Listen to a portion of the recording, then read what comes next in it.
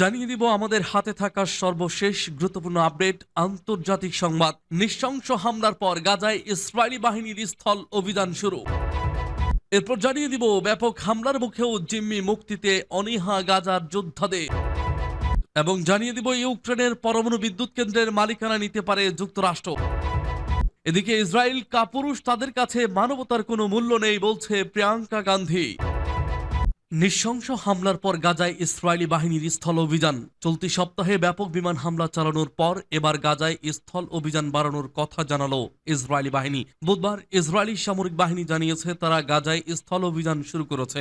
বিশেষ করে গাজায় একটি ভূখণ্ড দখল নিতে তারা এই অভিযানের ঘোষণা দিয়েছে বলে সিএনএনের এক প্রতিবেদনে বলা হয়েছে। ইসরায়েলি বাহিনীর পক্ষ থেকে বলা হয়েছে, মধ্য গাজায় একটি বাফার জোনের দখল নিতে তারা স্থল সেনা পাঠিয়েছে। সেই সঙ্গে বিমান বাহিনীর আক্রমণ অব্যাহত রয়েছে। এর আগে গত সোমবার পূর্ব গাজার জনসাধারণকে এলাকা ছেড়ে চলে যাওয়ার নির্দেশ দেয় ইসরায়েল। তখনই বিশেষজ্ঞরা মনে করছিলেন গাজা স্ট্রিপে আবার স্থল সেনা পাঠাবে ইসরায়েল। জার্মান সংবাদ মাধ্যম ডয়েচে ভেলের প্রতিবেদনে বলা হয়েছে, গত মঙ্গলবার থেকেই ইসরায়েলের স্থল সেনা সেখানে ঢুকতে শুরু করেছে। পরবর্তী সময়ে গতকাল বুধবার ইসরায়েল জানিয়েছে মধ্য গাজার একটি বাফার জোনের দখল নিতেই সেখানে স্থল সেনা অভিযান চালাচ্ছে। প্রতিবেদনে বলা হয়েছে যে অঞ্চলে ইসরায়েলের সেনা অভিযান চালাচ্ছে তার নাম নেটজারিম করিডর। এই করিডরই গাজাকে উত্তর এবং দক্ষিণে বিভক্ত করে। গাজায় আক্রমণ চালানোর সময় ইসরায়েল এই অঞ্চলটি দখল করেছিল, কিন্তু সংঘর্ষ বিরতি চুক্তির সময় সেখান থেকে সেনা সরিয়ে নেয় তারা। এবার আবার সেখানে সেনা মোতায়েন করল ইসরায়েল, যা সংঘর্ষ বিরতি চুক্তি লঙ্ঘন করে। এদিকে বুধবারেও রাতভর গাজায় বোমা নিক্ষেপ করেছে ইসরায়েলের বিমান বাহিনী। তারা জানিয়েছে হামাসের পরিকাঠামোগুলি লক্ষ্য করেই এই আক্রমণ চালানো হয়েছে। তবে হামাসের পক্ষ থেকে বলা হয়েছে হামলায় বহু সাধারণ এবং সর্বশেষ থাকছে হামাস নয়, ইসরায়েলি যুদ্ধবিরতি লঙ্ঘন করেছে বলছে ইসরায়েলি সংবাদপত্র।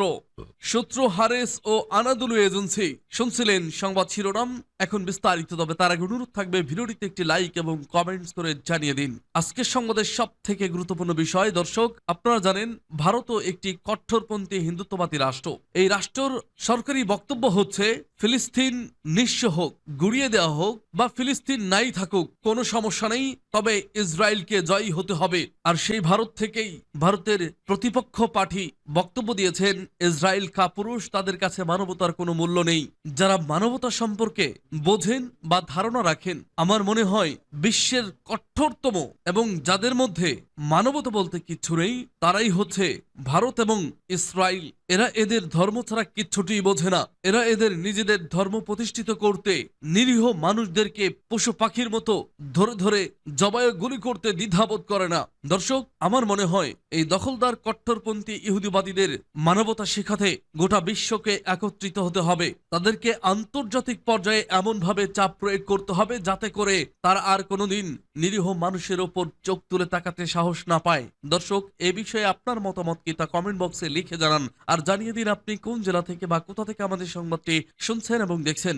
আর অনুরোধ থাকবে, বিশেষ অনুরোধ, আপনি যদি আমার এই চ্যানেলটিতে নতুন হয়ে থাকেন তাহলে অবশ্যই চ্যানেলটি সাবস্ক্রাইব করে পরবর্তী আপডেট সংবাদ পেতে চোখ রাখুন বাংলা স্বাধীন 24-এ। নৃশংস হামলার পর গাজায় ইসরায়েলি বাহিনীর স্থল অভিযান। চলতি সপ্তাহে ব্যাপক বিমান হামলা চালানোর পর এবার গাজায় স্থল অভিযান বাড়ানোর কথা জানালো ইসরায়েলি বাহিনী। বুধবার ইসরায়েলি সামরিক বাহিনী জানিয়েছে তারা গাজায় স্থল অভিযান শুরু করেছে। বিশেষ করে গাজায় একটি ভূখণ্ড দখল নিতে তারা এই অভিযানের ঘোষণা দিয়েছে বলে সিএনএনের এক প্রতিবেদনে বলা হয়েছে। ব্যাপক হামলার মুখেও জিম্মি মুক্তিতে অনীহা গাজার যোদ্ধাদের। গাজা উপত্যকায় ইসরায়েল নতুন করে বিমান হামলা শুরু করার পর শত শত ফিলিস্তিনি নিহত হচ্ছেন। মুহূর্তে ধ্বংস স্তূপে পরিণত হচ্ছে গত 2 বছরের যুদ্ধে টিকে থাকা ভবনগুলো। নারী শিশুর আর্তনাদে ভারী হয়ে গেছে আকাশ বাতাস।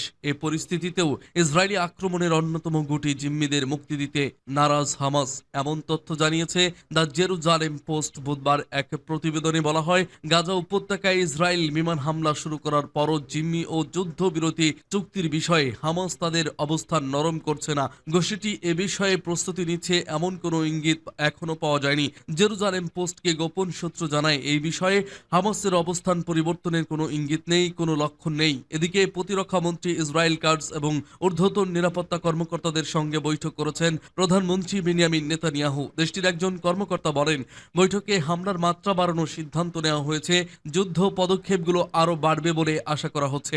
নেট জারিম করিডর স্থল বাহিনীর প্রবেশের মাধ্যমে আমরা যা দেখছি তা কেবল শুরু। বর্তমানে ইসরায়েল গাজায় হামাসের শাসনের অবসানের লক্ষ্যে মনোনিবেশ করছে।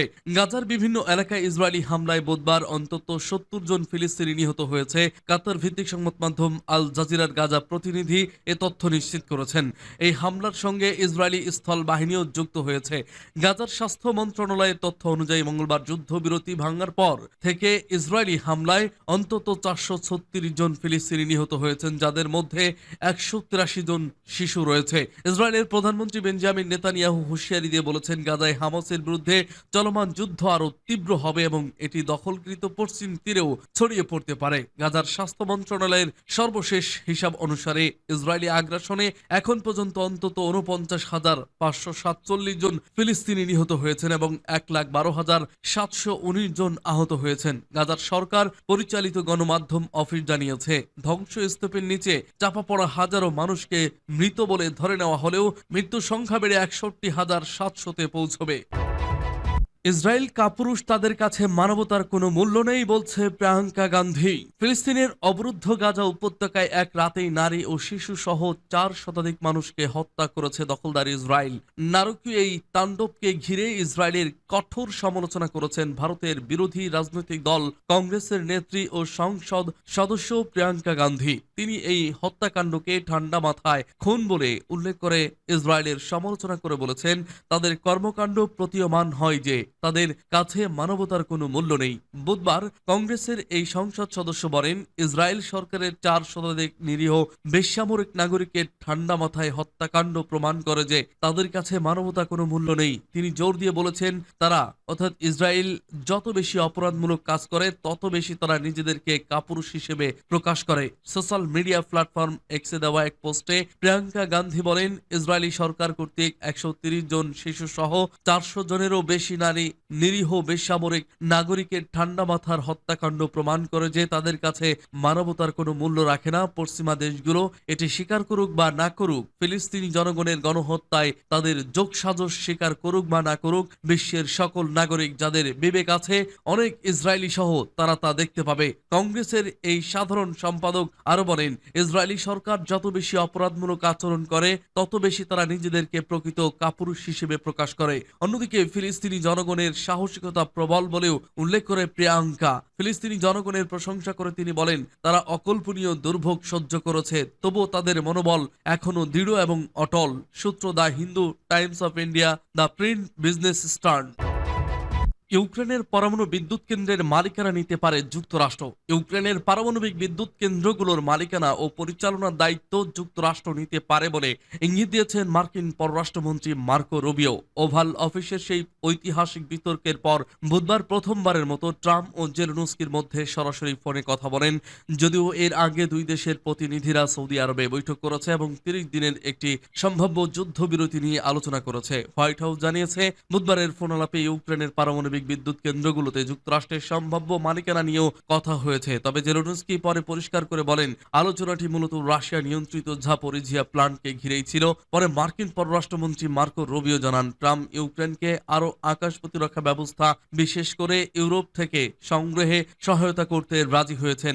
দুই নেতা যুদ্ধের পরিস্থিতি অনুযায়ী তাদের প্রতিরক্ষা বাহিনীগুলোর মধ্যে ঘনিষ্ঠ যোগাযোগ ও তথ্য আদান প্রদান চালিয়ে যাওয়ার বিষয়ে সম্মত হয়েছেন। তার বিবৃতিতে আরও উল্লেখ করা হয়, ট্রাম্প ও জেলেনস্কি ইউক্রেনের বিদ্যুৎ সরবরাহ, পারমাণবিক বিদ্যুৎ কেন্দ্রগুলো নিয়ে আলোচনা করেছেন। ট্রাম্প বলেছেন, যুক্তরাষ্ট্র এসব প্ল্যান্ট পরিচালনা ও ইউক্রেনের জ্বালানি অবকাঠামো উন্নয়নে গুরুত্বপূর্ণ ভূমিকা রাখতে পারে। রুবিও যোগ করেন, এই বিদ্যুৎ কেন্দ্রগুলোতে যুক্তরাষ্ট্রের মালিকানা থাকলেও সেগুলো আরও সুরক্ষিত হবে এবং ইউক্রেনের জ্বালানি খাতেও সহায়ক হবে। জেলেনস্কি পরে বলেন, বিদ্যুৎ কেন্দ্রের বিষয়টি আলোচনায় এসেছিল ঠিকই, তবে তা মূলত জাপোরিজিয়া প্ল্যান্টকে কেন্দ্র করেই। এই আলোচনা জেলেনস্কির জন্য কিছুটা স্বস্তির, কারণ তিনি পরে পরে সাংবাদিকদের বলেন, ট্রাম্পের সঙ্গে তার কথা ইতিবাচক, খোলামেলা এবং অত্যন্ত ফলপ্রসূ হয়েছে। সূত্র দ্য টাইমস ও বিবিসি।